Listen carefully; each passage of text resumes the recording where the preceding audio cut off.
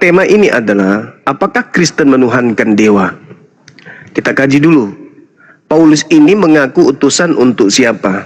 Untuk Yahudi atau utusan untuk penyembah dewa-dewa? Bukan begitu bahasanya. Dia diutus untuk di luar dari bangsa Yahudi. Ya, itu dia. Dia diutus untuk orang-orang yang tidak bersunat. Betul, tapi bukan untuk penyembah dewa. Lah, orang Yahudi menyembah dewa kan? Orang Roma Athena nyembah dewa. Betul? Tapi bahasanya diutus untuk di luar orang bangsa Yahudi. Benar sekali. Tunggu dulu. Kita lihat di dalam kajian yang mendasar terhadap pribadi Paulus ini. Dalam suratnya 1 Korintus 9 contoh misalnya. Sesungguh pun aku bebas terhadap semua orang. Aku menjadikan diriku hamba dari semua orang, supaya aku boleh memenangkan sebanyak mungkin orang. Demikianlah bagi orang Yahudi, aku menjadi seperti orang Yahudi, supaya aku memenangkan orang-orang Yahudi. Bagi orang-orang yang hidup di bawah hukum Taurat, aku menjadi seperti orang yang hidup di bawah hukum Taurat, sekalipun aku sendiri tidak hidup di bawah hukum Taurat, supaya aku dapat memenangkan mereka yang hidup di bawah hukum Taurat. Bagi orang-orang yang tidak hidup di bawah hukum Taurat, aku menjadi seperti orang yang tidak hidup di bawah hukum Taurat, sekalipun aku tidak hidup di luar hukum Tuhan. Karena aku salah Bang Juma. Paulus itu taat hukum Taurat, Bang Juma. Itu pengakuan dia. Bagi orang-orang yang tidak hidup di bawah hukum Taurat, aku menjadi seperti orang yang hidup di bawah hukum, yang tidak hidup di bawah hukum Taurat, sekalipun aku tidak hidup di luar hukum Tuhan, karena aku hidup di bawah hukum Kristus, supaya aku dapat memenangkan mereka yang tidak hidup di bawah hukum Taurat. Bagi orang-orang yang lemah, aku menjadi seperti orang yang lemah. Sabar, saya selesaikan dulu. Supaya aku dapat menyelamatkan mereka yang lemah. Bagi semua orang, aku telah menjadi segala-galanya. Bagi semua orang, aku telah menjadi segala-galanya. Jadi kalau aku bertemu dengan orang gila, aku menjadi orang gila. Aku ketemu dengan penyembah dewa, aku menjadi seperti penyembah dewa. Asumsi. Bukan, itu pengakuan. Oh, enggak. Bagi semua orang. Bagi semua orang. Aku telah menjadi segala-galanya. Supaya aku dapat sebisa mungkin memenangkan beberapa orang dari antara mereka. Segala sesuatu ini aku lakukan karena Bible, supaya aku mendapat bagian di dalamnya.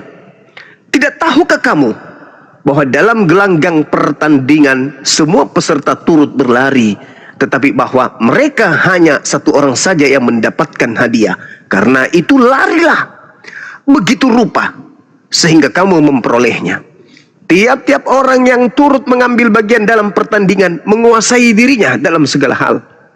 Mereka berbuat demikian untuk memperoleh suatu mahkota yang fana, tetapi kita untuk memperoleh suatu mahkota yang abadi. Sebab itu aku tidak berlari tanpa tujuan, dan aku bukan petinju yang sembarangan saja memukul, tetapi aku melatih tubuhku dan menguasai seluruhnya, supaya sesudah memberikan Bible kepada orang lain, jangan aku sendiri ditolak. Jadi Paulus hadir kepada penyembah dewa, berubah menjadi penyembah apa? Dewa. Penyembah dewa. Mari kita buktikan. Gini. Aduh, Bang Juma. Iya, silakan. Gini. Kenapa ada dua rasul yang dipilih, yaitu Petrus dan Paulus? Kenapa Petrus hanya untuk kaum Yahudi? Kenapa Paulus ke luar bangsa Yahudi? Jadi, di luar dari pendapat Bang Juma dan asumsi Bang Juma atau perkataan Paulus yang tertulis di situ, ada maksud dan tujuan tertentu, Bang Juma. Kenapa dia diutus di luar dari bangsa Yahudi? Karena gini, kita semua tahu bahwa hukum-hukum dan perintah-perintah di dalam Taurat itu tidak bisa dilaksanakan oleh umat manusia, tidak bisa dilakukan. Makanya tertulis juga di Galatia 2:16 bahwa tidak dibenarkan satupun itu menjalankan hukum Taurat, karena memang seorang pun nggak bisa mampu gitu loh. Makanya dia diutus untuk orang-orang yang tidak bersunat, karena tidak mampu menjalankan hukum dan perintah Tuhan itu di hukum Taurat itu. Gitu Bang Juma. Oke. Itu tidak nyambung sebenarnya. Jadi gini, ketika Paulus ini sampai ke Athena, Apa yang terjadi? Benar nggak teraplikasi daripada pernyataan dia? Untuk memenangkan pertandingan, maka semua jalan, semua cara aku lakukan. Termasuk mengakui bahwa apa yang mereka orang-orang Athena sembah, yang mereka tidak kenal, itulah yang mereka kemudian Paulus ajarkan kepada mereka dalam nama Kristus. Betul nggak? Betul betul sekali. Karena mereka tidak mau menghilangkan tradisi dari umat mereka sebelumnya, tapi mereka mau tunduk, Bang Juma. Sebab ketika aku berjalan-jalan di kotamu dan melihat barang-barang pujaanmu, aku menjumpai juga sebuah kuil dengan tulisan kepada dewa yang tidak dikenal. Betul? Lalu, apa yang kamu sembah tanpa mengenalnya? Pertanyaan saya. Orang Athena menyembah tanpa mengenalnya itu siapa? Siapa yang orang Athena sembah? Dewa. Itulah yang aku beritakan kepadamu dalam nama Kristus. Sadar enggak Anda pengakuan Anda ini? Dewa yang disembah oleh orang Athena adalah dewa yang sama yang mereka sembah hari ini dalam nama Kristus. Udah selesai. Berarti orang Kristen menyembah dewa Romawi, Yunani dalam nama? Enggak begitu. Kok enggak begitu, saudaraku? Apa yang kamu sembah tanpa mengenalnya? Apa yang kau sembah tanpa mengenalnya? Dewa. Itulah yang kuberitakan kepada kamu dalam nama Kristus. Berganti nggak sembahannya? Enggak berganti. Berarti selama Paulus belum datang ke Athena, sembahan mereka sudah benar atau salah? Salah. Kok salah? Kan cuma ganti nama doang. Salah lah. Kok salah? Apa yang kamu sembah tanpa mengenalnya? Sembahan Yunani yang mereka sembah tanpa mengenalnya itu sembahan salah atau sembahan benar? Salah. Loh, berarti salah dong menyembah Yesus itu. Karena dewa itu bukan Yesus. Lah, itulah yang kuberitakan kepada kamu. Kamu sendiri yang saudara menjawab. Apa yang kamu sembah yang kau tidak mengenalnya, itulah yang aku perkenalkan kepada kamu. Sama enggak? Yang disembah oleh orang Athena dan yang diperkenalkan oleh Paulus, sama atau tidak sama? Jadi gini, jadi gini. Sebentar. Pada saat memperkenalkan, kalau Paulus itu membawa konsep ketuhanan yang diajarkan oleh Yesus, mereka menolak, Bang Juma. Karena mereka sudah punya sesembahan sebelumnya dan mempunyai tradisi. Memang sejak kapan Paulus mengajarkan memperkenalkan sembahan yang disembah oleh Yesus? Di mana Paulus mengajarkan itu? Tidak pernah Paulus mengajarkan untuk menyembah kepada Elohim. Paulus tidak pernah mengajarkan itu. Dia memperkenalkan ada manusia, yaitu Tuhan, Firman yang menjadi manusia, yang menebuskan dosa umat manusia dan kemudian bangkit di hari ketiga. Itulah anak Tuhan. Itu ajaran Paulusnya merujuk kepada Tuhannya Yahudi atau kepada dewanya Romawi? Karena dirasa cocok dengan orang Romawi dan Yunani, gitu. Makanya ya masalah lah, kita ikut gitu. Saudaraku, yang penting tradisi-tradisi itu tidak dihilangkan, gitu, Bang. Kita lihat di dalam suratnya di Filipi 2 untuk membuktikan pernyataan saya bahwa Kristen memang menyembah dewanya orang Athena dalam nama Yesus. Kita lihat pengakuannya. Dengarkan saya membaca dalil. Yang walaupun dalam rupa theos, tidak menganggap kesetaraan dengan theos sebagai milik yang harus dipertahankan, melainkan telah mengosongkan dirinya sendiri, mengambil rupa manusia, menjadi sama dengan manusia, dan dalam keadaan sebagai manusia, dia telah merendahkan dirinya dan taat sampai mati. Ini siapa? Theos kan? Ya, Theos. Baca dalil selanjutnya. Itulah sebabnya Theos sangat meninggikan dia. Theos lagi kan? Berapa Theos? Itu dalam nama siapa itu tapi? Berapa Theos di sini? Dalam nama siapa berarti? Saya tidak tanya itu dulu, Bang. Berapa Theos di situ? Ada dua Theos yang mengajarkan menyembah kepada dewa-dewa Yahudi, Yesus, atau orang Roma, Yunani. Kalau Roma itu memang Nah, pengajarannya dewa-dewa. Paulus mengatakan untuk orang Yahudi atau non-Yahudi? Untuk di luar Yahudi. Berarti Paulus sedang memperkenalkan Tuhannya Yahudi atau dewanya orang Roma ini? Bukan memperkenalkan dewanya orang Roma, Bang Jo. Lalu siapa? Dia itu membawa ajaran di mana ada penebusan dosa, gitu Ya. loh. Dengan konsep Kita nggak ke situ dulu. Kita nggak ke situ. Itu kan pemahaman terhadap orang Roma dalam konsep menghapus dosa. Sekarang bukan ke situ. Kita berbicara mengenai dewa sembahan dulu. Sembahan yang diperkenalkan oleh Paulus kepada orang-orang yang ada kemudian. Ketika Paulus ini merujuk kepada non-Yahudi, Paulusnya mengatakan dewa turun ke bumi. Setelah dewa turun ke bumi, dewa ini kemudian ditinggikan oleh dewa yang lain. Betul? ya, karena mereka nggak ngerti firman kan. Ya, larinya ke situ, menuduh orang tidak mengerti firman. Menuduh Paulus ini sedang mengajarkan dirinya sebagai orang penyembah dewa.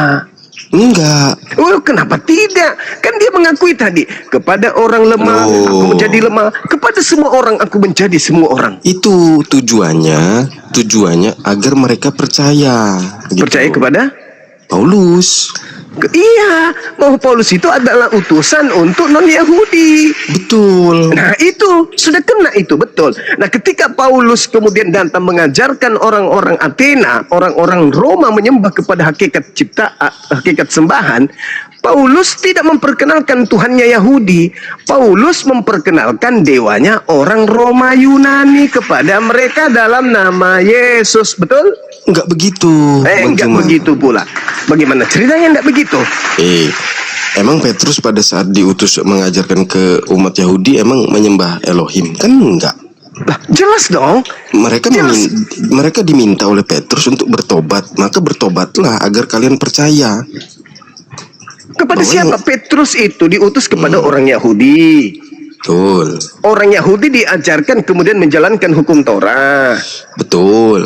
Nah, berbeda dengan Paulus, orang non-Yahudi diajarkan memahami bahwa hukum Tuhan yang tadinya adalah dianggap benar, itu adalah sampah.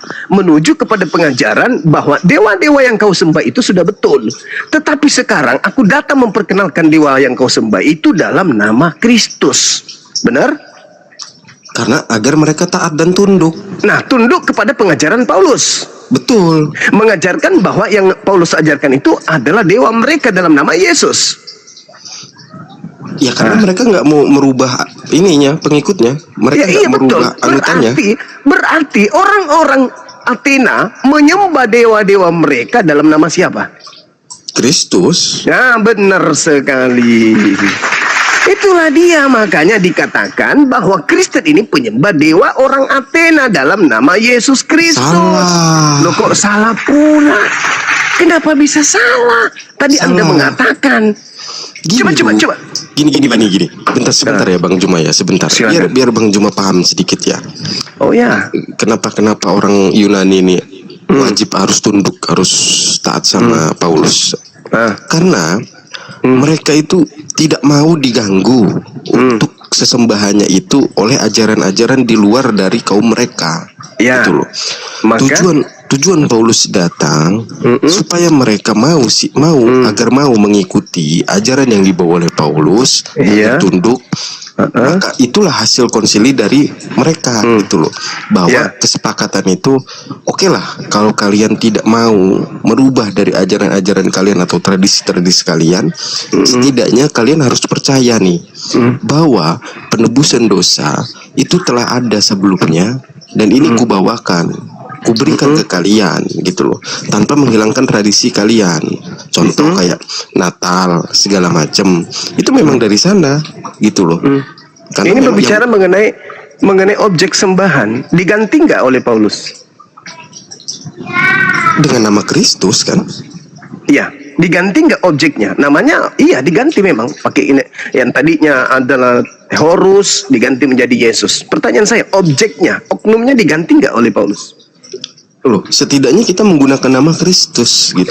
Ya, saya Bagian tidak tanya nama. Kristus. Karena Yesus mengatakan penyesat itu memakai namaku. menyesatkan banyak orang.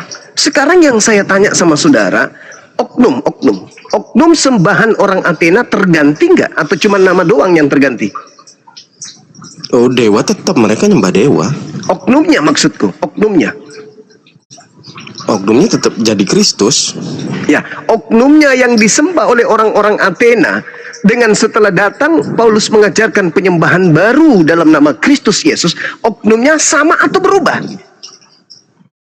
Sama Yesus. Innalillahi wa inna ilaihi rajiun. Berarti sebelum Yesus ke bumi, orang-orang menyembah Horus, menyembah Hermes, itu menyembah Yesus. Belum, karena belum ada penebusan. Makanya muncul pertanyaan saya, apakah sembahan orang Yunani, Athena, sama oknumnya sebelum Paulus datang dengan setelah Paulus datang? Sama atau tidak sama? Beda. Mana dalilnya? Mana dalilnya beda? Paulus mengatakan apa yang kamu sembah tanpa mengenalnya, itulah yang kuberitakan kepada kamu. Tapi apa? orang-orang Yunani, Romawi itu tidak mengenal Kristus sebelumnya. Betul, berarti orang-orang Yunan tetap saja menyembah kepada objek yang sama, cuman sekarang diberitakan dalam nama Kristus. Betul? Kristus Yesus. Iya, betul? Ya betul. Nah, sekarang pertanyaan saya, apakah sebelum Paulus orang-orang Yunani sudah menyembah Yesus Kristus atau belum? Belum. Berarti yang disembah adalah Dewa mereka nyembah. apakah mereka kemudian menyembah Yesus? Sebelumnya belum. Nah, lalu kenapa Paulus mengatakan apa yang kamu sembah tanpa mengenalnya? Itu siapa? Ya itu kan tadi ku bilang tadi. Itu gini Bang Juma, agar diterima loh, agar dia diterima dulu kan di bangsa saya itu. ngerti kawanku, tapi pernyataan Paulusnya, apa yang kamu sembah tanpa mengenalnya? Jawab, itu siapa yang mereka sembah tanpa mengenalnya? Dewa. Itulah yang kuberitakan kepadamu. Itu siapa? Yesus. Oknumnya berubah nggak? Berubahlah. Lah, gimana berubah? Apa yang kamu sembah tanpa mengenalnya, itulah yang kuberitakan. Cuman ganti nama doang. Nama doang yang diganti. Contoh gini, contoh analoginya gini. Analoginya gimana? Contoh. Saya pergi ke kampungnya Bang Juma misalkan. Iya. Di Bang Juma itu orang menyembah kuda. Gini, misalkan di Bang Juma itu udah punya pabrik gula merah misalkan. Gula merah misalkan. Gula merah. Saya datang ke Bang Juma. Kalian tahu nggak sebenarnya gula merah itu manis, tapi kalian belum tahu cara buatnya gimana yang lebih praktis. Nah, kuperkenalkan punyaku ini agar aku diterima dulu sama Bang Juma, biar bisa menunjukkan sesuatu ke Bang Juma. Itu triknya Bang Juma. Salah. Biar gak diusir. Ketika di kampung saya ada sebuah pabrik. Pabrik itu belum dikenal, tapi sudah memproduksi produk. Tapi belum dikenal apa namanya. Begitu Anda masuk ke kampung saya, produk yang tanpa nama tadi, Anda perkenalkan sebenarnya ini namanya adalah gula merah. Nah, diterima nggak saya sama kalian? Anda diterima. Nah, pabriknya berubah nggak? Pabriknya jadi pabrik gula merah. Nah, gula merahnya dari tadi berubah nggak menjadi gula merah atau tetap aja sama, cuman nama doang yang diganti? Sama. Berarti dewa yang disembah sebelum Paulus datang cuman mengganti nama menjadi Kristus. Mantap sekali. Berarti yang Anda sembah adalah dewanya orang Yunani dalam nama? Bukan, kami nggak menyembah dewa Yunani. Yang Anda produksi gula yang dalam nama gula merah. Sama, mesinnya sama, produknya sama, cuman dikasih nama supaya dikenal. Apa yang kamu produksi selama ini kau tidak kenal, itulah yang kuperkenalkan sama kalian, namanya gula merah. Gula merah nggak bisa disalin. Nah, itu gula merah kata Ustadz, kita nggak bisa disana. Iya. Itu saudaraku. Tapi Bang Juma tahu kan tujuan awalnya itu agar saya dapat diterima dulu kan. Benar Karena sekali saudaraku. Nggak bisa ngomong asal-asalan nanti Iya, diusir sama kalian. benar. Nah. Makanya Paulus mengatakan kepada mereka, hai orang-orang Athena, hai Om, aku melihat kalian sangat taat beribadah kepada dewa-dewa. Sebab ketika aku berjalan di kotamu dan melihat-lihat barang pujaanmu, aku menjumpai sebuah kuil yang tertulis kepada dewa yang tidak dikenal. Apa yang kamu sembah tanpa mengenalnya? Apa yang mereka sembah? Dewa. Namanya siapa? Mungkin Horus, mungkin Atis, mungkin kemudian Hermes, mungkin Zeus. Hermes dan Zeus mereka nyembah. Nah, itulah yang aku perkenalkan hari ini dalam nama Oke. Udah terjawab. Bagi orang berakal udah terjawab kan? Gini Bang Juma. Apalagi? Pada saat itu ada Barnabas juga kan di situ Bang Juma. Dia nggak sendirian Bang Juma, ya. Di situ mereka sudah pecah kongsi. Sudah pecah kongsi di situ. Kisah para Rasul 14 tadi, ayat 11 tadi yang dibawakan oleh itu di Antioquia, ketika murid yang pertama kali menggunakan bahasa Laodikia, itu di sana. Ini kita berbicara di Athena, Yunani, pusat penyembahan berhala zaman itu. Oke? Paulus datang mengatakan apa? Apa yang kalian sembah selama ini? Oh, dewa kami dong. Nah, itu dewa yang kau sembah selama ini, yang kuperkenalkan hari ini samamu dalam nama Yesus. Jadi sekarang kalian berubah menyembah kepada nama Yesus Kristus. Tapi sembahanmu tetap aja. Ibadahmu tetap saja hari Minggu. Tiap 25 Desember tetap aja kau peringati. Makananmu tetap aja babi. Bang Juma, kamu jangan bersunat, tetap aja. Cuman sembahanmu, dewamu diganti dalam nama Yesus. Gini. Menurut Bang Juma, ketika Paulus datang ke Antioquia bertemu dengan orang-orang Romawi dan Yunani itu ada rasa takut nggak dari Paulus? Menurut Bang Juma, pasti dia ada merasa takut. Paulusnya yang takut? Iya dong. Paulus malah dianggap dewa. Makanya Paulus dianggap dewa. Makanya tadi kan saya kan udah kasih analogi. Kalau dia langsung memperkenalkan yang bukan perantara dewa dari mereka, itu dia langsung diusir, bahkan bisa dibunuh karena membawa ajaran baru. Karena itulah memang Paulus ini adalah rasul bagi mereka. Makanya Yesus mengatakan kepada Yahudi, waspadalah kepada penyesat. Penyesat itu datang memakai namaku. Jadi dewa-dewanya orang Roma Yunani itu diganti semua memakai nama Yesus. La haula wala quwata illa billah. Penyesat itu datang memakai namaku dan menyesatkan banyak orang. Itulah yang dimaksud. Banyak orang itu adalah Roma Yunan yang kemudian mengajarkan ajaran kekaisaran Roma sampai ke kerajaan Belanda. Belanda masuk ke Nusantara, menyebarkan ajaran yang memakai nama Yesus, padahal sebenarnya yang disembah adalah dewa yang dibungkus dalam nama Yesus itu sendiri, yaitu sembahan orang Athena. Dalil sudah sangat jelas. Dalil jelas itu. Jadi kalau saudara, ini ranah diskusi ya, bukan kita saling hujat menista dan seterusnya. Ini ranah diskusi. Maka ketika Anda menyembah Yesus di tanggal 25 Desember, itu Anda tidak menyembah kepada utusan Tuhan, kepada Bani Israel. Anda sedang menyembah kepada dewanya orang Roma Yunani dalam nama Yesus Kristus doang. Kuklarifikasi itu Bang. Silakan. Natal itu kita mengikuti tradisi yang sudah ada sebelumnya. Nah, penyembahan tetap di hari Minggu. Kita hanya bersuka cita. Kita hanya bersuka cita. Oke, menyembah kepada siapa? Bukan bicara pesta. Itu ibadahnya kepada siapa? Ibadahnya kepada Yesus. Nah, Yesus ini nama doang bukan? Oknumnya tetap sama. Dewanya orang Roma yang kalian sembah tanggal 25 Desember. Sosoknya itu yang kita kenal anak Bunda Maria. Oh tidak, salah ente.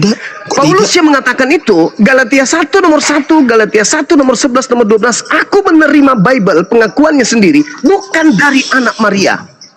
Pengakuan Paulus, bukan pengakuan saya. Iya, pengajarannya Iya, apa? itu coba gini ya. Nah. Coba gini.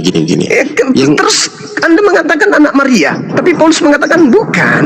Aku menerima 13 kitabku itu bukan dari anak Maria. Saya nggak peduli itu Paulus mau ngomong apa itu. Gini. Itu bahaya itu.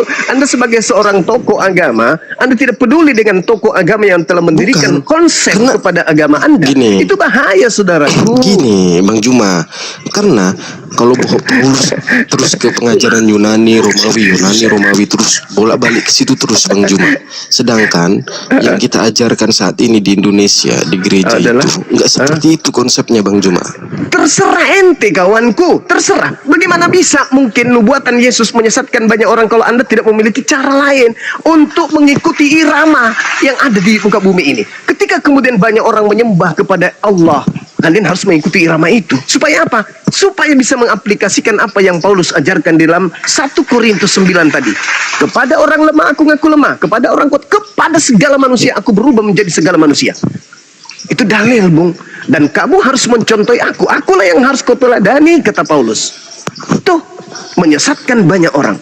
Sekarang, tunggu dulu. Sekarang indikasi kuatnya adalah ketika Paulus sudah mengajarkan apa yang kamu sembah tanpa mengenalnya, itulah yang kuberitakan kepada kamu. Apakah kemudian Paulus memberitakan dewa-dewa orang Yunan? Enggak. Apakah Paulus? Enggak. Tapi yang diberitakan oleh Paulus adalah Yesus Kristus. Betul? Betul. Itu siapa menurut Paulus kepada orang Athena? Dewa yang mereka sembah selama ini atau bukan? Gini Bang Juma ya. Kan kalimatnya jelas. Kalimatnya kan jelas kan. Paulus di situ ketika datang, aku melihat banyak sesembahan dari kalian. Kalian menyembah apa yang kalian tidak kenal. Itu kan. Itulah yang kuperkenalkan hari ini. Nah, betul. Cakupan kurikulum pengajaran Paulus memperkenalkan siapa? Sebentar dulu. Siapa? Sebentar dulu. Kenapa dia bawa konteks kalian menyembah apa yang tidak kalian kenal? Yes. Maka dari itu aku datang ingin memperkenalkan apa yang kalian sembah, gitu kan? Nah, apa yang kalian sembah selama ini? Konteksnya itu adalah apa yang kuperkenalkan hari ini. Sama kan? Cuman dalam nama yang berbeda, betul? Betul. Masya Allah. Jadi kapan Anda meninggalkan penyembahan kepada dewa Romawi? Kita nggak nyembah dewa Romawi loh, Bang. La haula wala quwata illa. Dari kata-kata betul tadi itu apa maksudnya? Betul-betul sesat atau betul-betul benar? Apa yang kamu sembah tanpa mengenalnya, itulah yang kuberitakan kepada kamu. Nah, sekarang gini, kita nggak usah berbelit-belit. Ketika Paulus lepas dari pengajaran ke Athena, kembali ke Yerusalem, bertobat tidak dia? Dia bertobat untuk apa tujuannya, Bang Juma? Bertobat karena telah mengajarkan kemudian ajaran yang bertentangan dengan ajaran Tuhan yang datang kepada Yesus. Baca Kisah Para Rasul 21 nomor 15 sampai 26. Itu tahu, Bang Juma. Berarti Paulus menyadari bahwa tadi ketika dia di Athena, dia sudah melakukan penyesatan. Betul? Sesatnya karena dia nggak merubah kata dewa itu. Generasi Anda mengakui Paulus sesat. Anda sudah menghancurkan, merubuhkan pondasi gereja. Sesatnya katanya karena tidak menggantikan. Loh, itu faktanya. Kenapa dia bertobat? Karena dia tidak mampu membawa ajaran yang benar kepada Yunani itu, gitu loh. Berarti ajaran tadi salah. Agar Yunani itu tunduk, makanya dia nggak berani mengeluarkan kata-kata di luar dari dewa ada Tuhan lain, gitu loh. Berarti tadi Anda mengakui pengakuan Paulus terhadap orang-orang Athena itu penyesatan, bukan? Karena memang Yunani itu bebal, sulit, loh, gitu loh. Orang-orang Yunani menanggalkan semua iman mereka, kepercayaan mereka menuju kepada kepercayaan yang Paulus jajakan. Kok Anda katakan bebal? Mereka sangat taat kepada ajaran Paulus sampai hari ini. Karena diksi yang dibawa awal oleh Paulus itu tidak merubah dewa mereka. Nah, sekarang berarti Anda sudah akui bahwa Kristen yang dari barat ini menyembah kepada dewa yang mereka sembah dalam nama Yesus, betul? Barat enggak menggunakan dewa, Bang. Anda tadi mengatakan Paulus ini menyesatkan orang-orang di sana sehingga dia balik ke Yerusalem, dia bertobat, betul? Betul, itu tertulis. Nah, oleh karena itu, orang-orang yang sudah terlanjur mengikuti ajaran Paulus adalah orang-orang yang telah disesatkan oleh Paulus, benar? Dia menyadari ada penyesalan di dalam dirinya itu, Bang. Itu loh maksudnya, Bang. Tapi kan nggak diteruskan sama dia. Tetapi sampai hari ini, ajaran Paulus itu tertanam, tertancap dalam bangsa sanubari orang-orang Roma Yunani sampai hari ini. Betul. Roma Benar Yunani enggak ya. itu? Benar enggak itu ajaran itu? Roma Yunani ya. Iya, benar enggak ajaran itu? Betul, Roma Yunani. Iya, benar enggak ajaran mereka itu? Salah lah kalau Roma Yunani La itu. haula wala quwata illa billah. Masya Allah, Masya Allah, Masya Allah. Saudara Arom, Anda sadar tidak Anda sudah merumpuhkan kemudian gereja? Oh, enggak dong, itu fakta. 25 Siapa? Desember itu ajaran dari Yahudi atau ajaran dari Romawi? Itu tradisi. Mulai jadi lagi tradisi keagamaan yang diusung oleh Paulus yang kemudian dinarasikan dalam bentuk teori dan praktik dalam gereja, betul? Tradisi yang diminta oleh tradisi Kekaisaran Romawi Ayo, meminta teman-teman. tradisi itu tidak hilang, Bang Juma. Iya, itu tradisi yang Emang- diajarkan oleh Emang Paulus, gini, bukan? gini. Makanya Natal itu nggak tertulis di Alkitab, Bang Juma. Karena kenapa? Karena itu hanya tradisi. Tradisi yang sesat atau tradisi yang benar?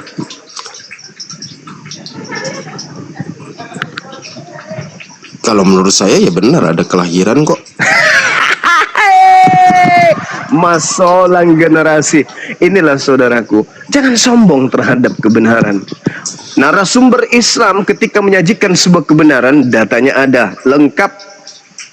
Nah sekarang tinggal keegoan yang harus Anda tepis di dalam kepercayaan agama saudara. Paulus kembali setelah datang dari Kiliki, kemudian kepada orang-orang Athena, kepada orang-orang Roma, kembali ke Yerusalem, dia bertobat. Betul. Bertobat dari mengajarkan agama apa? Agama yang diajarkan sebelumnya di sana. Hai, masolang generasi. Bertobat dari ajaran mengajarkan agama Kristen. Enggak. Loh, kok enggak pula? Yang makan babi Kristen, yang tidak bersunat Kristen, yang menyembah kepada dewanya orang Roma adalah Kristen. Iya kan, saya udah bilang mereka nggak mampu meninggalkan itu semua, Bang Juma, agar bisa masuk konsep ketuhanan ini kepada mereka. Ketidakmampuan mereka meninggalkan itu masih mendarah daging nggak sampai hari ini? Ya kita menganggap ya kita ini termasuk umat yang di luar dari bangsa Yahudi gitu loh, yang tidak bersunat gitu. Jadi ya tidak masalah. Allahu Akbar. Masya Allah, saudaraku Arum. Kesempatan itu sudah datang berkali-kali kepada saudara. Tapi nggak apa-apa, lanjutkan berjuang. Paling tidak Anda memberikan sebuah pemahaman kepada kami bahwa apa yang diterangkan oleh Al-Quran itu benar. Yukhadi'unallaha walladzina amanu wa ma yakhda'una illa anfusahum wa ma yasurun. Orang-orang kafir itu ingin menipu Allah dan menipu orang-orang beriman. Sebenarnya gini, sesungguhnya mereka menipu diri mereka sendiri. Bang Juma sebenarnya gini ya. Di dalam gereja karismatik ya, itu nggak peduli mau Paulus mengajarkan apa di sana, nggak peduli kita. Intinya itu yang kita percayai bahwa Yesus anak Bunda Maria itu memang ada dan datang untuk menebus dosa manusia.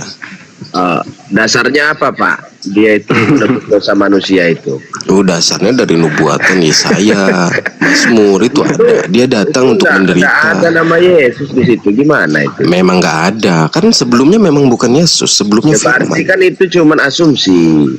Bukan asumsi, kan memang sebelumnya Firman dia. Sebelumnya Firman dia. Oh, di mana tertulis Yesus Firman? 1 juta. Yohanes 1 ayat 1 itu memang sebelumnya Firman dia. Kemudian Yohanes 1:14 dia menjadi daging. Itu kan Firman menjadi manusia. Tapi gini, Firman menjadi Yesus. Bang Juma, sebentar, Bang Juma. Iya. Gini Bang Juma, Iya. Juma ya. Gini. Kalau menurut Bang Juma, apakah Petrus juga mengajarkan hal yang sama pada kaum Yahudi? Gimana? Sorry. Gimana? Menurut Bang Juma, ajaran Iya. Petrus dan Paulus apakah berbeda? Ajaran Petrus, kalau ajaran Petrus itu udah pasti sesuai dengan ajaran Yahudi, tapi bukan sesuai dengan kitab Petrus ya, bukan. Tetapi kalau berbicara mengenai Paulus itu udah pasti bukan ajaran Yahudi, makanya dia bertaubat. Yang kutanya gini, beda nggak pengajaran Paulus dan Petrus tentang Beda. ketuhanan? Beda. Contoh, Anda minta saya mencontohkan? contoh pengajaran Petrus yang berbeda apa?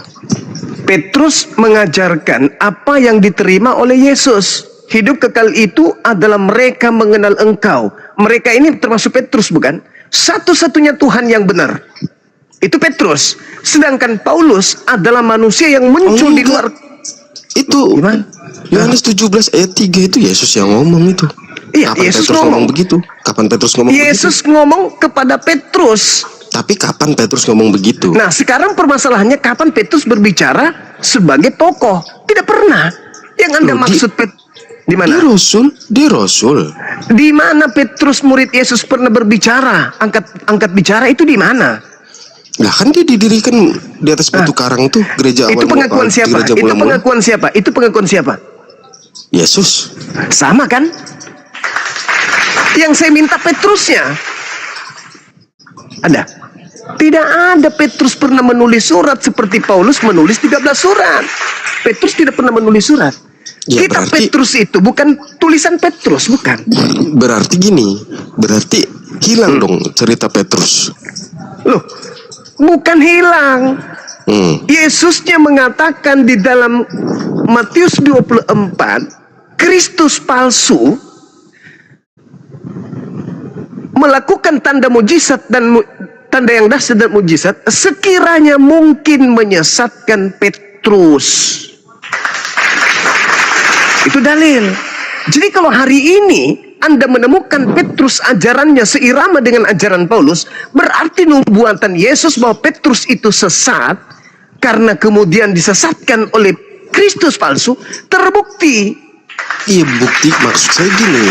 Bang Juma kalau mau bilang ada perbedaan pengajaran Petrus dan Paulus, buktinya mana perbedaan dari Petrus dan Paulus? Petrus tidak bisa kita jadikan sebagai acuan. Loh, Dengar dulu, dengarkan saya. Dengarkan nanti saya. dulu. Tadi kan dari awal kita udah sepakat bahwa ada yang diutus kepada kaum Yahudi dan di luar Ya, bangsa Yahudi. Paulus pun mengakui itu. Iya, di mana Galatia 2 perbedaannya? nomor 8. Di mana perbedaannya? Paulus mengajarkan dewa turun ke bumi jadi manusia. Oke? Petrus mana ada ajarannya seperti itu? Berdasarkan pengakuan Yesusnya, Petrusnya mengakui hidup kekal. Petrus mengakui Engkau Bapa satu-satunya Tuhan. Itu Yesus yang mengajarkan, bukan Petrus lagi. Sedangkan Kristen adalah sebuah komunitas, organisasi yang berasal dari barat, mengusung sebuah kitab mengatasnamakan Petrus. Sedangkan Petrus tidak termasuk murid yang pernah menulis surat. Buktinya? Buktinya. Buktinya, Petrus itu tidak pernah kemudian menulis surat. Mana buktinya kalau dia Petrus menulis surat? Nah, jadi kitab Petrus itu bukan dari Petrus. Bukan. Jadi Ya, orang yang tidak dikenal kemungkinan itu adalah tulisan Paulus. Kenapa? Sumbernya. Petrus mendapatkan pengajaran bahwasanya dia diutus hanya kepada kepada Yahudi. Sementara Petrus itu ditulis untuk orang-orang non Yahudi. Bagaimana mungkin? Enggak dong. Gimana cerita? Coba Anda baca Petrus 1. Petrus 1 bukan diutus Petrus untuk orang-orang di luar Yahudi. Seruan-seruannya coba. Dia kan mengajarkan tentang Kristen penebusan dosa, bahwa kita menjadi Kristen itu ya harus kuat gitu loh. Karena banyak yang nggak percaya dengan matinya Yesus Kristus. Begini, kalau kita berbicara mengenai Petrus, Bung. Petrus nih, kita berbicara oknum berarti ya. Masalah pribadi si Petrus. Lantas kita perhadapkan dengan dua kitab. Petrus 1, 1 Petrus, 2 Petrus. Kita perhadapkan dengan kitab ini. Narasi-narasi yang dibangun di dalamnya adalah narasi seorang ahli kitab. Narasi orang Farisi. Narasi orang-orang terpelajar. Narasi orang yang cerdas menyusun sebuah kalimat. Sedangkan pemberitaan tentang Petrus di dalam kisah Lukas 4, dalam kisah para rasul 4:13, Petrus disebut idiot dan buta huruf. Bagaimana mungkin Petrus yang idiot bisa menulis sebuah surat yang begitu sempurna catatan-catatannya, narasi-narasi di dalamnya itu syarat dengan pemahaman paganisme Romawi Yunani? Bagaimana mungkin? Narasi yang ada dibangun di dalamnya adalah narasi-narasi orang terpelajar, sementara dalam kisah para rasul 4:13 Petrus disebut buta huruf dan juga disebut sebagai orang idiot. Itu yang pertama. Yang kedua, Anda lihat di dalam Matius 10 nomor 5 nomor 6, Yesus berpesan kepada Petrus agar jangan ke bangsa lain. Yang ketiga, Galatia 2 nomor 8, Paulus sendiri yang berkata, Petrus diutus kepada orang-orang yang bersunat, berarti Yahudi doang. Itu jelas itu pengakuan di dalam surat Paulus sendiri. Nah, sehingga ketika Yesusnya mengatakan di atas batu karang ini, Petrus melanjutkan tongkat estafet kerasulan kepada Petrus, maka Petrus tidak mungkin mengajarkan hal-hal yang berbau Yunani Romawi. Bukti bahwa Petrus mengajarkan yang sesuai dengan ajaran Yesus itu mana kitabnya? Kalau itu salah, gitu loh. Petrus tidak memilih. Saudaraku, Petrus kan mendapatkan titah melanjutkan tongkat estafet untuk menggembalakan jemaat. Betul? Batu karang, di atas batu karang tidak akan pernah bisa hancur itu. Itu ajaran Yesusnya terhadap Petrus. Sedangkan Petrus sudah mendapatkan segala firman yang Yesus ajarkan kepadanya. Dan Petrus percaya kalau Yesus ini adalah rasul, utusan Tuhan. Bagaimana mungkin Petrus berubah menjadi Kristen? Sedangkan Petrusnya diakui sudah menerima firman dan kemudian dia mengokohkan jemaatnya atas batu karang yang tidak akan pernah berubah. Kalau jemaat batu karang, jemaatnya orang-orang Yahudi yang didukung atau dikepalai oleh Petrus, tidak mungkin memasukkan orang-orang yang tidak bersunat ke dalam rumah ibadah mereka. Tidak mungkin mereka merubah Sabat menjadi Minggu. Tidak mungkin kemudian mereka mempercayai Elohim turun ke bumi menjadi dewanya orang Athena. Itu tidak mungkin. Tidak mungkin mereka beribadah bersama dengan pemakan babi, pemakan binatang-binatang persembahan kepada dewa. Tidak mungkin mereka beribadah dengan orang-orang Yunan, dengan orang Roma. Itu mustahil. Maka jemaat mula-mula yang dibangun Petrus itu bergabung nggak dengan orang Roma Yunani? Nggak bergabung. Nggak bergabung. Terima kasih. Berarti mereka beribadah di sinagoge atau di dalam gereja? Kalau Petrus di sinagog. Subhanallah. Itulah yang Anda pertanyakan. Itulah yang Anda pertanyakan. Bahwa persamaan antara ajaran Petrus dan Yesus itu sama. Dia pelanjut tongkat estafet kenabian Yesus. Sebagaimana Harun dengan Nabi Musa. Gimana saya bisa tahu bahwa konsep pengajaran Petrus itu sesuai dengan yang diajarkan Yesus? Kalau Bang Juma sendiri bilang nggak ada surat Petrus yang asli. Saudaraku, itu udah sangat jelas. Di atas batu karang ini. Apakah Anda nggak paham? Dan apa kata Yesus? Tidak akan pernah rubuh. Berarti ajaran yang sudah ditancapkan akidahnya Yesus kepada Petrus tidak akan pernah berubah. Ada nggak Yesus mengajarkan makan babi? Ada nggak Yesus mengajarkan ibadah minggu? Ada nggak Yesus mengajarkan kemudian untuk tidak bersunat? Tidak ada. Berarti Petrus pun sama.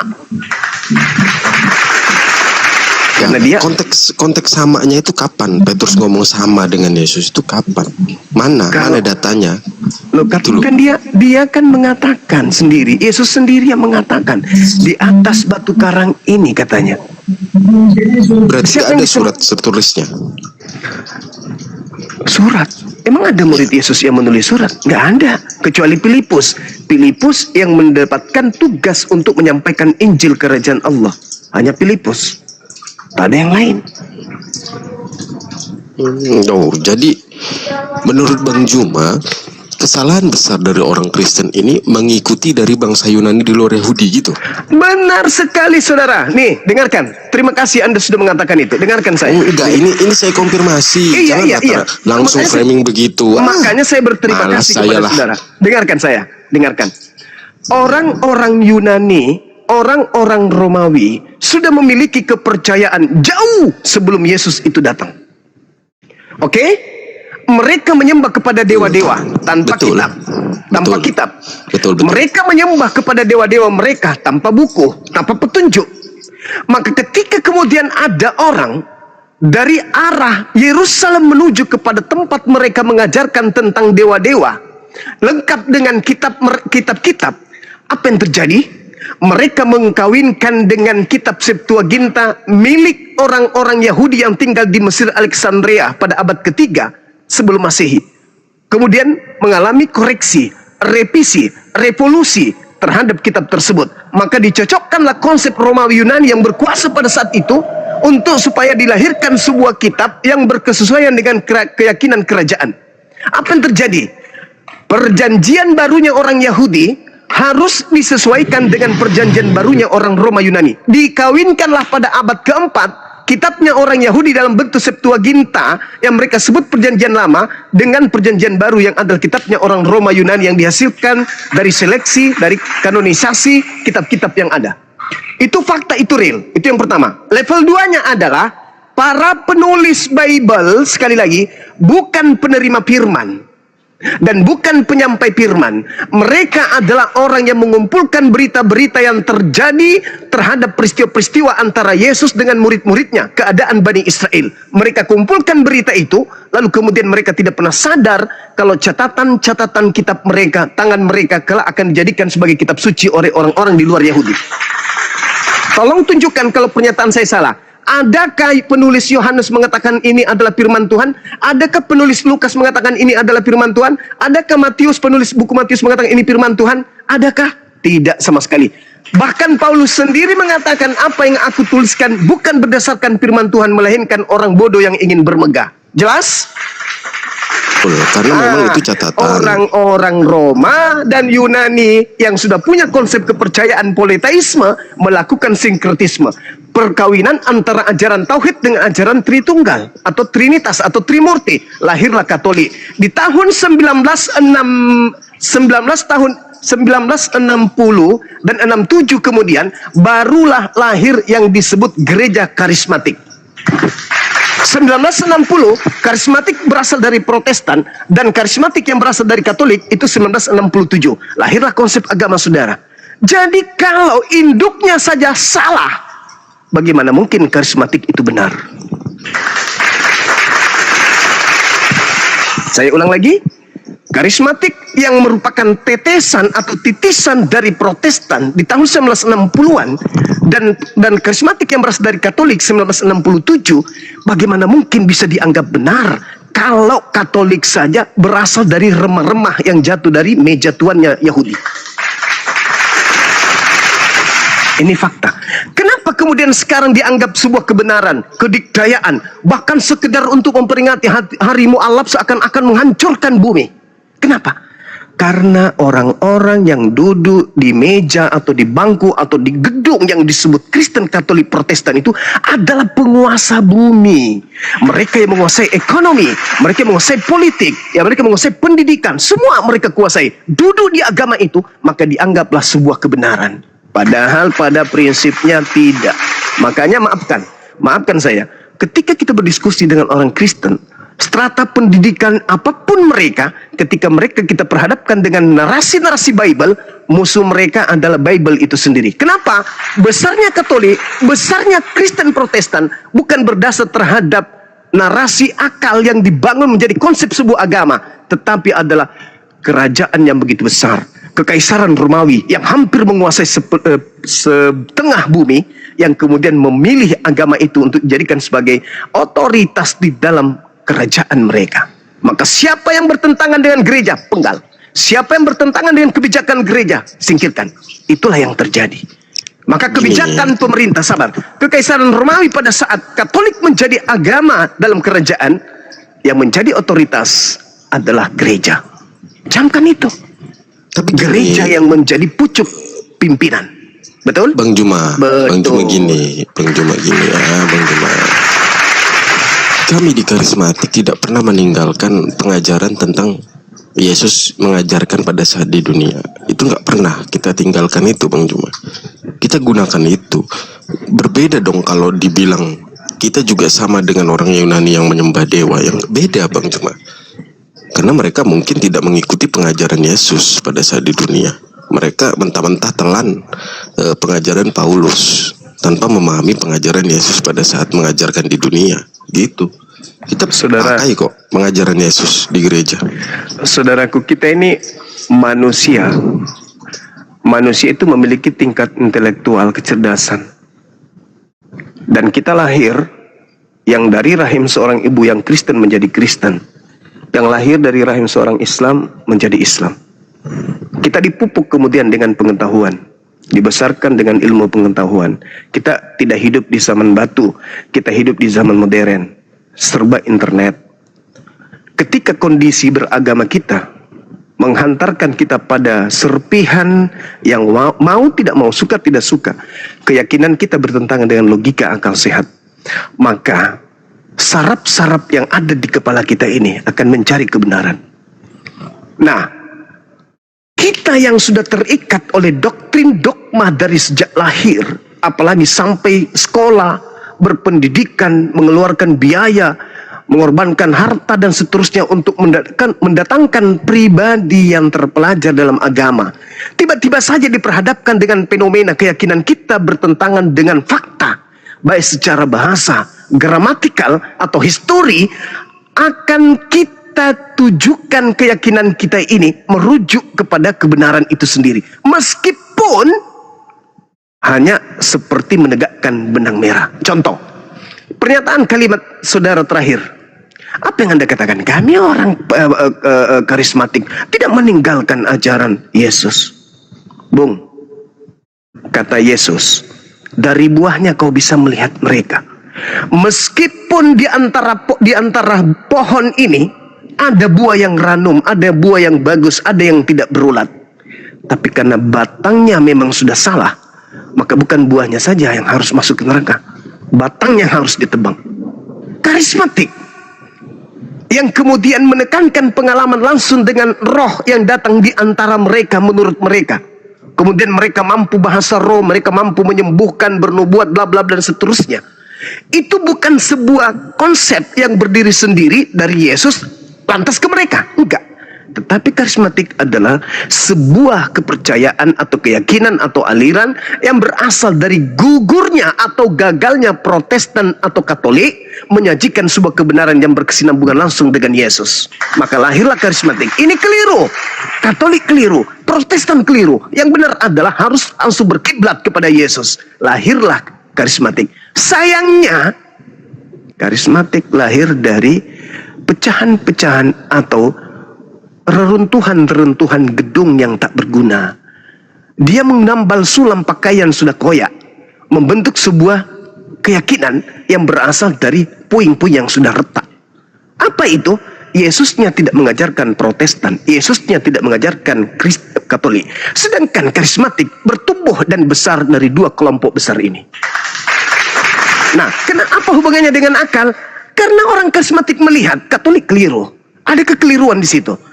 Protestan ada kekeliruan di situ. Kita bikin ajaran baru, kita bikin kemudian sekte baru yang mungkin auranya lebih benar, lebih tepat sama seperti ajaran Yesusnya. Sayangnya, Bung, kata Yesus,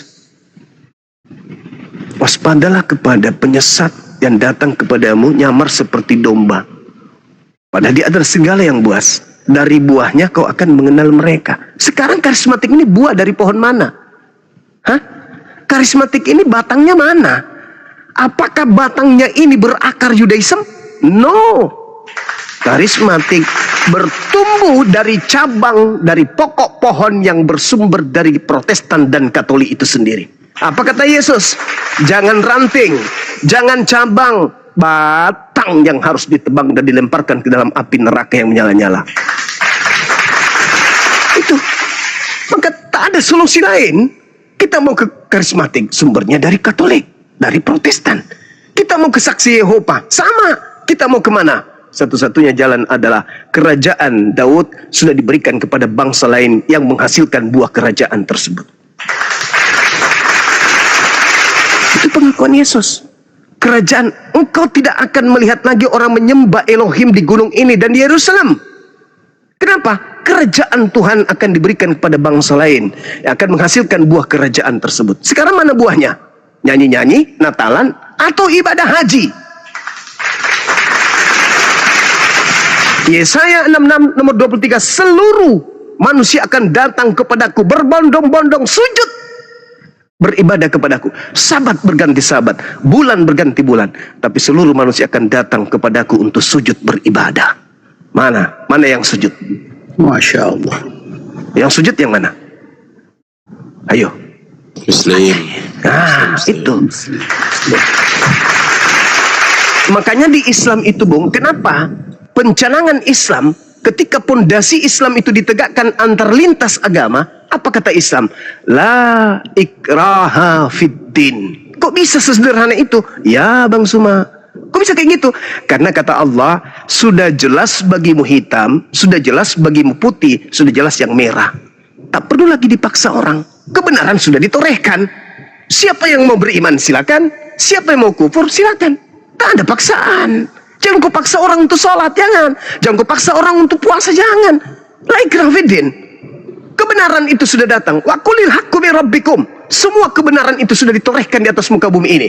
Siapa yang mau beriman silakan, siapa yang mau kufur silakan. Tapi ingat, konsekuensi dari semua kelompok ini akan berakibat nanti ketika kita dibangkitkan pada hari kebangkitan. La ikraha fiddin, katabayyana rusydu minal ghayy. Sungguh telah jelas jalan yang benar dari jalan yang sesat. Kita hampir sejam. Bahkan saya kemudian mengambil alih dari Dinda Dito. Kenapa? Karena untuk menegakkan jalan yang terang itu terang, jalan gelap itu gelap. Tetapi saudara akan selalu memaksakan, oh tidak, bukan begitu Bang Suma, salah Bang Suma, begini yang benar. Padahal data sudah disajikan. Itu saudaraku Arom. Sekali lagi saya katakan, kenapa Islam itu sesimpel ketika berbicara lintas agama, la ikraha fiddin. Tidak ada pemaksaan di dalam menganut ajaran agama Islam. Sebab sungguh kade. Tuh, penekanan tuh dari Allah. Sebab sungguh telah jelas jalan yang lurus dari jalan yang bengkok. Sekarang kan sederhana aja nih, contoh. Apakah manusia bisa selamat hanya dengan Tuhan mengatakan, wahai manusia, siapapun di antaramu bertaubat kepadaku, kembali kepadaku, mengaku dosa-dosanya, dan tidak lagi melakukan dosa itu, maka aku hapuskan dosa-dosanya. Mana yang lurus? Manusia ini kurang ajar nih, tidak mau bertobat, tidak mau ini, aku turun jadi manusia, biar aku mati dibunuhnya supaya dosa-dosa yang kuhapuskan. Mana yang lurus kira-kira? Bukankah Yesus mengatakan bertobatlah, bertobatlah, bertobatlah? Dan komunitas Kristen, sekte apapun itu ketika ditanya, saudaraku, Anda sudah selamat? Ya, kok bisa? Ya, karena Yesus sudah turun ke bumi, mati di atas salib demi dosa-dosaku. Wah, mantap kali. Sekarang kalau hari ini Anda berzina, berdosa tidak? Berdosa Bang Suma. Cara ente menghapuskan dosa itu apa? Bertobat. Ya, kembali lagi berarti. Sama aja. Berarti benarlah perkataan Tuhan di dalam kitabnya orang Yahudi, konon, dia mengatakan, bila mana hamba-hambaku kembali mencari wajahku dan meninggalkan kemudian kesalahan-kesalahannya, aku akan mengampuni dosanya dari surga. Jelas bukan? Artinya bahwa kita cukup mengakui kesalahan. Ya Rabb, wahai Dikau pencipta langit dan bumi, aku salah, aku hilaf, aku mengaku bersalah, aku tak akan lagi mengulanginya. Ampuni aku. Terhapus gak? Terhapus. Jadi gini, berarti menurut Bang Juma, murid-murid Yesus dan pengikut Yesus itu semuanya tidak percaya penebusan dosa, maka mereka bertobat gitu. Tak ada kemudian orang pengikut Yesus nih, pengikut Yesus yang memahami menebus dosa itu dengan cara mengorbankan manusia. Ingat Matius 8 nomor 4. Apa kata Yesus? Ini Yesus langsung yang berkata, perlihatkan dirimu kepada imam dan persembahkanlah persembahan yang diperintahkan Nabi Musa kepadamu. Yesus mengajarkan itu. Apa yang diperintahkan Musa kemudian? Imamat 1 nomor 8. Katakanlah kepada orang-orang Israel, apabila mereka hendak mempersembahkan kurban hewan sebagai penebus dosa, hendaklah mereka mempersembahkan hewan ternak, kambing, domba, sapi, lembu. Ada dia mengajarkan persembahkan manusia? Nggak ada. Nggak ada. Orang-orang Yunani, orang-orang Romawi, itu adalah pelaku-pelaku dosa. Kalau kita pandang dari segi sudut pandang kacamata Yudaism, bahkan mereka tidak dianggap umat, mereka dianggap anjing, Abu Dasarah, mereka dianggap sebagai Quranion, anak-anak keturunan anjing, kan gitu. Sekarang ketika mereka melakukan banyak maksiat, bagaimana cara Paulus untuk menarik hati mereka agar menjadi pengikutnya? Dosamu udah dihapus, dosa-dosamu udah dihapuskan, nggak usah khawatir lagi. Yesus telah turun ke bumi, dewa kita sudah turun ke bumi, mati untuk dosa-dosa kita. Tepuk tangan enggak orang Yahudi, orang Roma Yunani? Tepuk tangan. Bergembira ria enggak? Bergembira ria. Oh, Paulus, kau memang hebat. Kau hebat. Engkau adalah utusan dewa. Terjadi enggak itu? Terjadi. Maka Yesus menubuatkan kepada kaumnya, Matius 24 nomor 15, apabila engkau melihat sang pembinasa keji duduk di tempat yang kudus, seperti yang dinubuatkan Nabi Daniel. Nah tuh, Paulus itu menduduki tempat tertinggi gak? Tertinggi. Apa posisinya? Wah, rasul Cahayu. Tempat kudus, rasul. Tapi apa? Membinasakan. Sekarang saya ingin mengulang kembali materi-materi yang lalu terkait dengan Paulus ini. Coba kita lihat di dalam Kejadian 49. Ketika Yakub detik-detik ingin meninggal dunia, Yakub memanggil ke-12 muridnya. Apa kata Yakub? Hai anak-anakku, kumpul kalian yang 12. Aku ingin menceritakan tentang nasib keturunanmu kelak. Seperti apa laku keturunan kalian kelak. Disebutlah satu-satu. Yehuda, Natalia, dan semuanya dipanggil. Tiba masa Benyamin di data nomor 27. Benyamin, Kadia, duduk di sini. Kadia, duduk. Aku ingin bercerita tentang nasib keturunanmu kelak. Gimana itu ayah? Benyamin, laku keturunanmu kelak seperti serigala. Merampas, lalu membagi-bagikan harta rampasannya itu keluar. Siapa kemudian agama Islam atau Kristen yang berasal dari keturunan serigala ini, Benyamin? Dalam Filipi 3 nomor 5, Paulus mengaku, aku adalah orang Ibrani asli dari keturunan Benyamin. Ayo, siapa keturunan Benyamin? Paulus. Dia berasal dari suku mana? Benyamin. Dia aliran apa? Farisi. Kepada siapa kemudian Benyamin ini? Kepada siapa kemudian Yakub mengatakan Benyamin ini serigala? Kepada Benyamin itu sendiri. Kepada siapa? Keturunannya. Paulus mengaku enggak keturunan Benyamin? Mengaku. Dalilnya Filipi 3 nomor 5. Aku adalah keturunan Benyamin. Benyamin identik dengan serigala.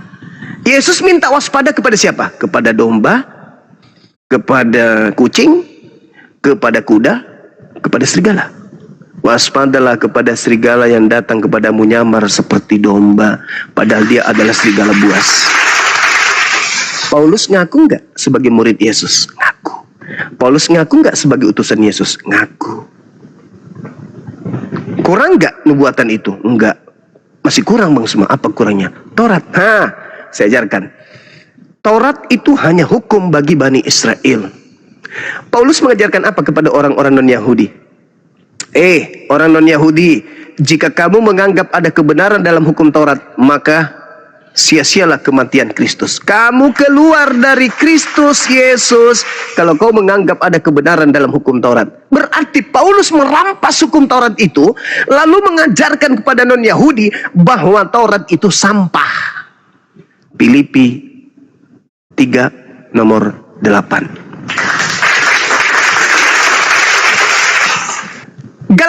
nomor 13, Kristus telah menebus kita dari kutuk hukum Taurat dengan jalan menjadi kutuk karena kita. Sebab ada tertulis, terkutuklah orang yang mati di atas tiang salib. Pertanyaan saya, ini surat Paulus untuk siapa? Untuk non-Yahudi. Emang Taurat itu untuk siapa? Untuk Yahudi. Lah, kenapa Yesus mati untuk menebus, untuk menghapus Taurat untuk non-Yahudi? Bukankah Taurat itu hanya untuk Yahudi saja? Kenapa Yesus diajarkan oleh Paulus mati untuk non-Yahudi? Inilah cara Paulus kemudian membagi-bagikan harta rampasannya kepada non-Yahudi. Tergenapi. Karena tak ada manusia atau tokoh yang bisa kita jadikan sebagai acuan, sebagai orang yang duduk di kursi pesakitan selain Paulus. Waspadalah kepada ragi orang Farisi. Paulus, Filipi 3 nomor 5 mengaku Farisi. Waspadalah kepada serigala. Filipi 3 nomor 5 mengaku serigala. Benyamin. Lalu endingnya di mana? Matius 23 nomor 15. Celakalah engkau wahai ahli Taurat. Celakalah engkau wahai orang Farisi. Celakalah engkau wahai orang munafik. Engkau menjelajahi daratan, menyeberangi lautan untuk mentobatkan orang menjadi pengikut agamamu. Dan setelah menjadi pengikutmu, kau jadikan mereka orang neraka dan 2 kali lebih jahat daripada engkau sendiri.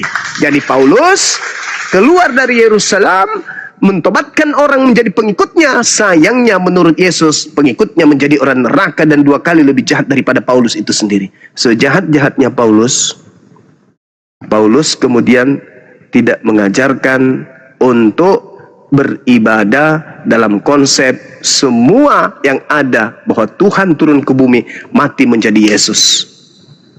Tetapi Paulus mengajarkan di Filipi 3, masih ada Tuhan selain Tuhan yang turun ke bumi menjadi manusia. Kita lihat.